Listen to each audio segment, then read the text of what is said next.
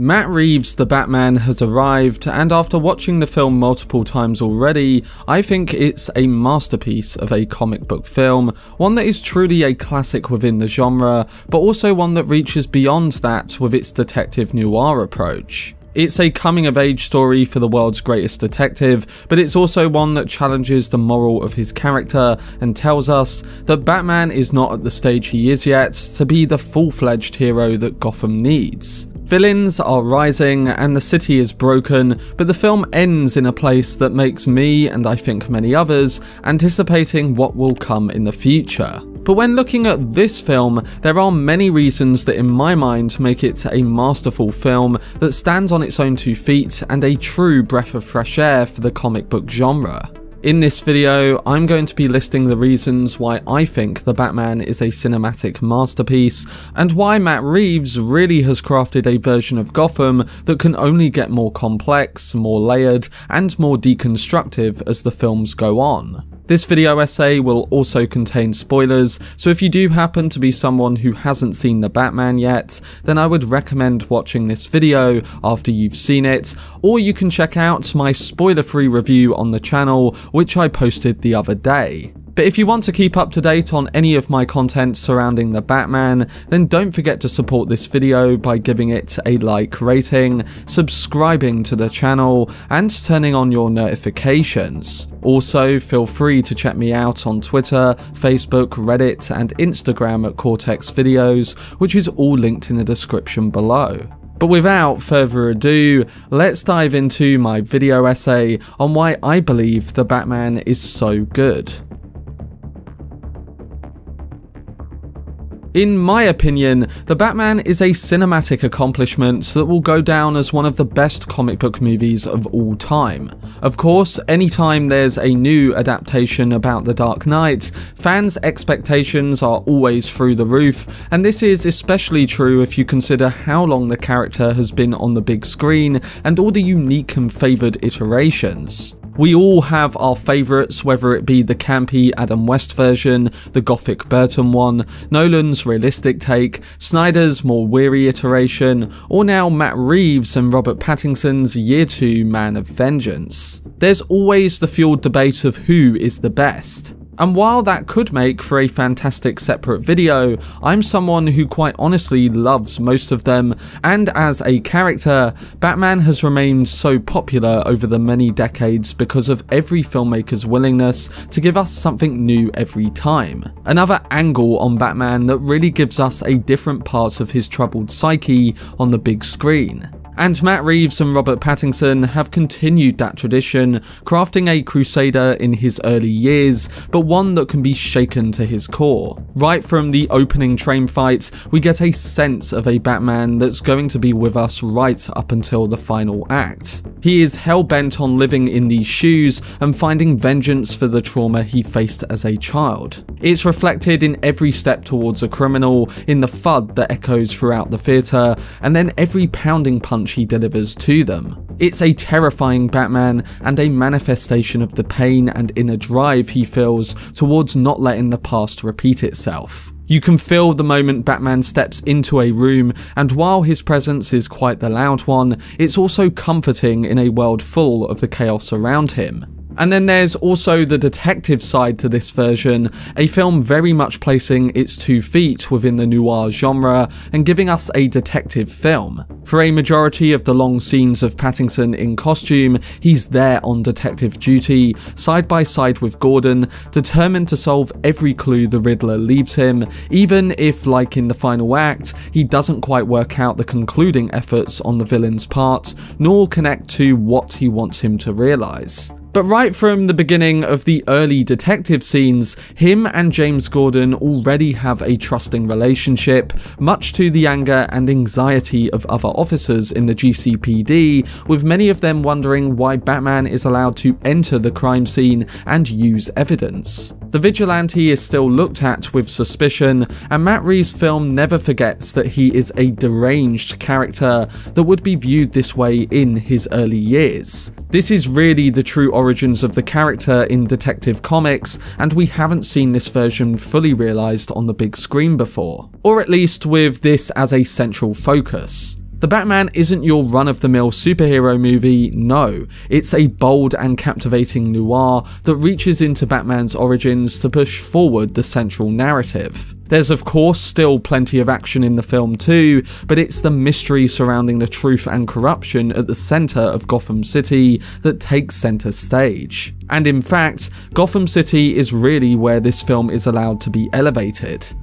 Gotham in The Batman is reflective of the sort of city we saw in Batman the Animated Series, containing all the darkness, all the shadows, and overwhelmed by rain. It puts the goth back in Gotham, and while the city still feels modern enough to exist in our own world, the plague of crime, grunge, and gangsters make it the most corrupt version yet. And then Batman himself, a distortion of the city's creation, is facing this corruption and violence head on. The moments play out like a horror film where Batman is the monster, walking up on and striking fear into the hearts of gangs who are unsure if he's watching them from the shadows nearby. It's Batman's morality that is in question with all of this, a man who feels a sense of revenge and is addicted to taking down your average criminals. At the beginning, he's not going after the people that the Riddler eventually exploits because he's not become the hero of the city. He doesn't know what it truly means to be a hero,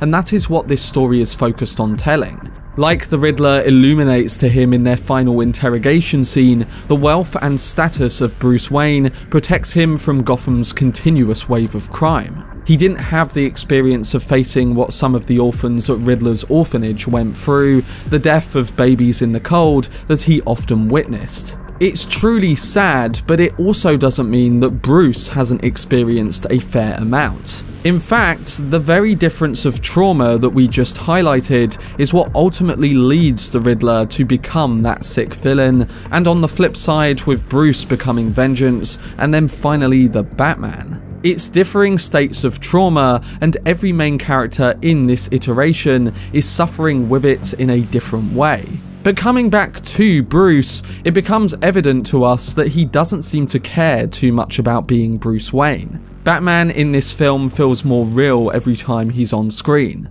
We feel the tragedy within and weight of responsibility that he learns to feel as the Caped Crusader. What makes him ultimately a hero is the drive to endure throughout this losing battle and do so with a determination to save Gotham. He puts up a fight and avoids becoming what the Riddler thought he would become. The final act of the film, one that has created conversation amongst viewers over whether it was a good ending, is one that took me 2 watches to fully appreciate. And it drives home this message of heroism in the face of defeat by separating Batman from the psychopathic criminals he fights. There's a relevance here to feelings in the modern world of doing the right thing in the face of evil.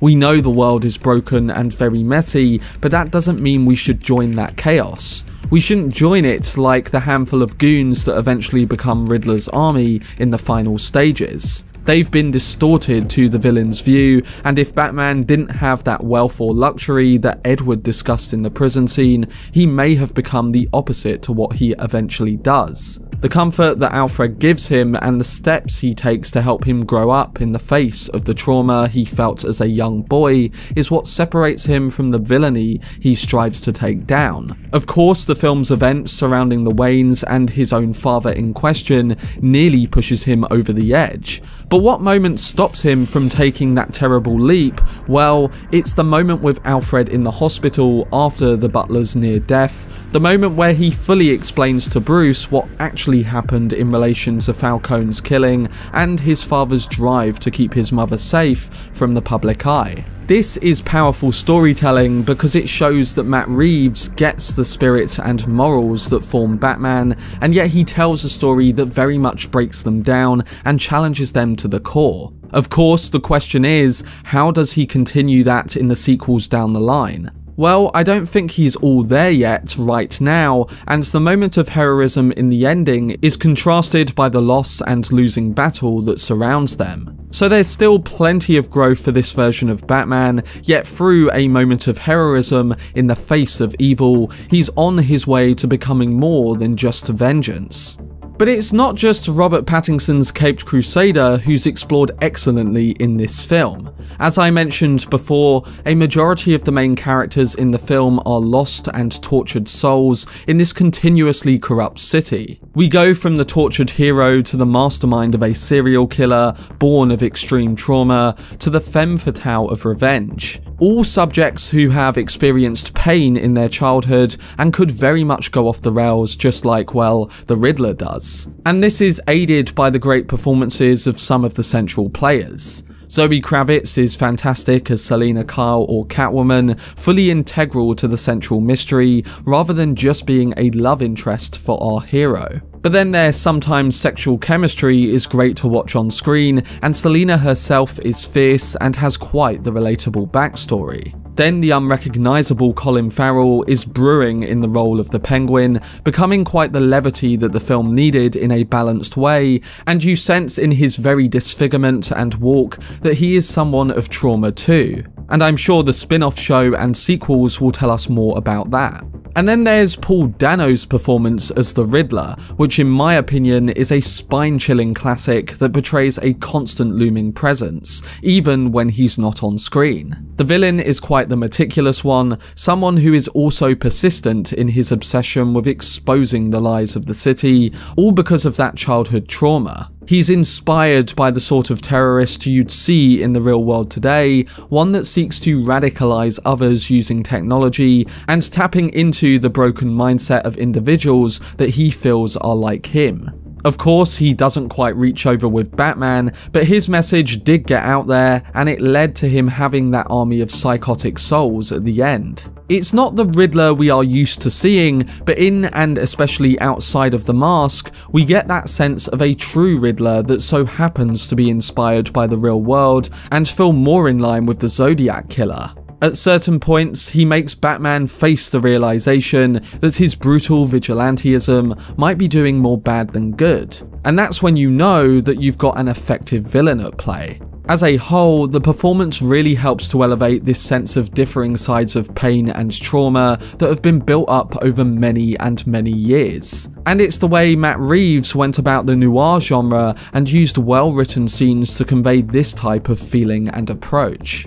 In particular, a lot of the scenes in The Batman are really edited and shot to perfection. Whether it's the quick-cutting intensity and ferociousness of the Batmobile chase with Penguin, having shots situated as point of view, and Greg Fraser's cinematography being focused on attaching the cameras to the side of vehicles, all right up close to the action. And then he also uses POV shots when we are with the Batman, with the camera mostly at the side of him or close a lot of the time, really placing us in his shoes as he feels the weight of Riddler's killings or every reveal about his parents or so on. The editing is slower paced and more moody in the detective scenes, but then more intense and pounding when Batman throws a punch or chases down the criminals. It's the closest we've got to a Batman horror film, and that really pushes it away from what we are used to seeing. This could have just come across as being edgy, but Matt Reeves gets the source material and knows that this tone is quintessentially right for Batman. The thrilling neo-noir sensibilities of Seven and Zodiac, with philosophical homages to films like Fight Club,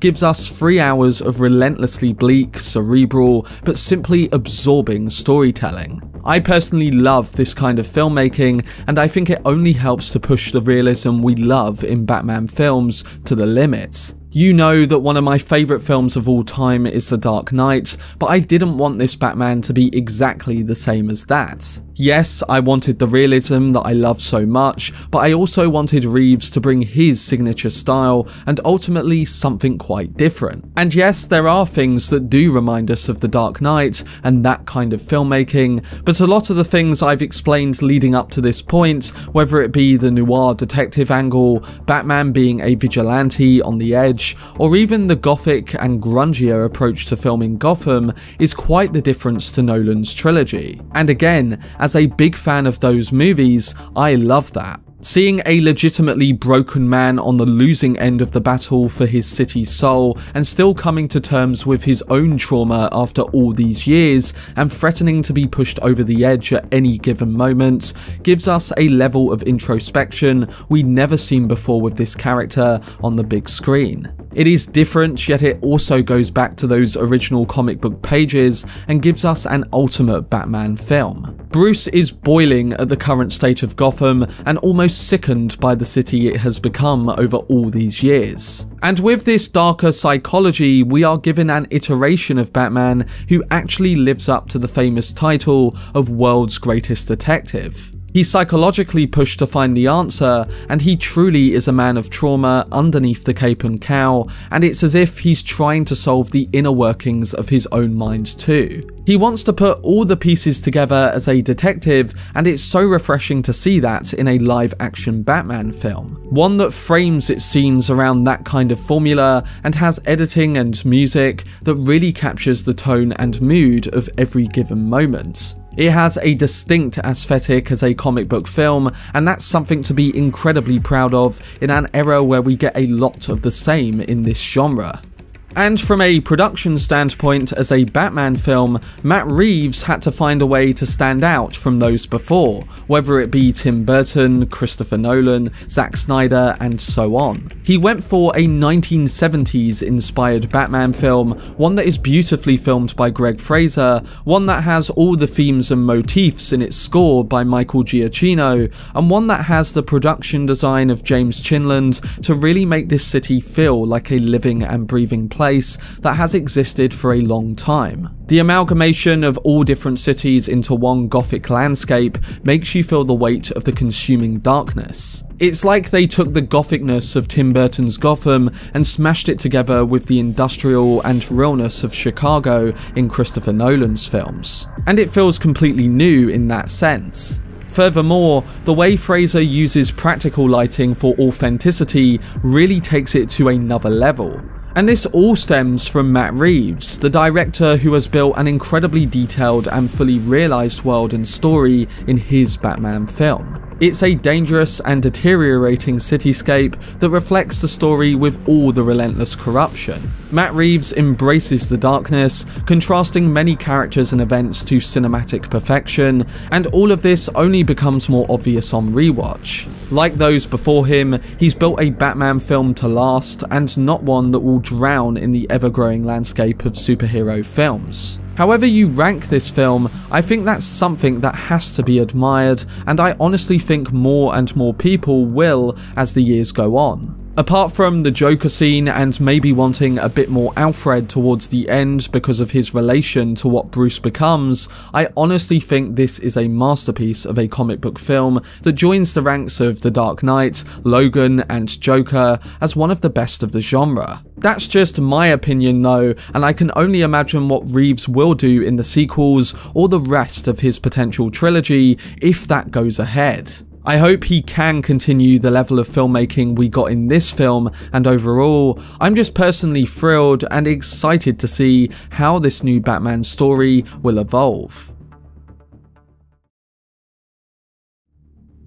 But that was my video discussing why I believe Matt Reeves' The Batman is truly a masterpiece. By the end of The Batman, it's clear that the Caped Crusader's mission is just beginning, and although he is the Dark Knight, he is also Gotham's light in the midst of darkness. In my opinion, this film is right up there with the best of the genre, and when Matt Reeves was announced as the director, I had a big feeling that he was the right candidate for the job, especially after watching his brilliant Planet of the Apes films, his Let Me In remake, and Cloverfield. There are only a few comic book films that I believe are worthy of being called Best Picture of the Year, and I personally think that The Batman will certainly be up there when all is done. It's one of my favourite films based on a comic book character since Joker back in 2019, and I think it will hold up in the years to come. Already with 3 watches, the film seems to be getting better and better, and I only rank comic book movies among the best if they can be rewatchable and highly detailed in a unique way. The Batman seems like it will be that, but only time will tell, and with this being the first of a new potential trilogy, I'm hoping Reeves can continue his streak and continuously get better with later sequels. After all, it is Matt Reeves, and he hasn't let me down thus far with each of his movies. I gave the movie a 9 out of 10 in my spoiler-free review the other day, and I'm interested to see how the film will compare after many more rewatches into the future. But let me know down below in the comment section what you thought of the new Batman film from Matt Reeves and Robert Pattinson, alongside whether you agree with the points I have raised in this analysis. For much more breakdown videos and essays on the Batman, then subscribe to the channel and turn on your notifications. Also, if you enjoyed this video, remember to leave a like rating and follow me on social media via the links in the description. But anyway, I hope you guys enjoyed it. I've been Cortex, and as always, make some noise.